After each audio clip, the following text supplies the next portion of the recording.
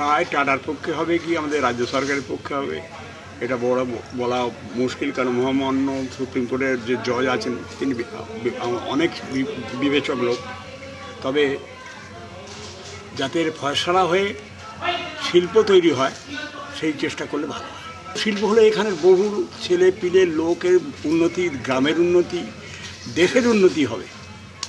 একটা শিল্প হলে আরেকটা তার সঙ্গে অনুসারী শিল্প আসবে এবং বহু শিল্প হলে আমাদের কর্মসংস্থান অনেকের হবে। আন্দোলনের আর কোনো দরকার নেই, একটা শিল্প হোক। 8 বছর হয়েছে, আর কত বছর যাবে? এটাকে জিজিয়ে রেখে দেবে সেই আরবারের সেই মানে ভোটের আগে পর্যন্ত। আন্দোলন করে করে করে করে করে আমাদের দরিদ্রই করে দিয়ে যাচ্ছে, নিজে উঠে যাচ্ছে, আমরা দরিদ্র হয়ে যাচ্ছি। বেচার মন্ত্রী হওয়ার শখ ছিল, করে দিল।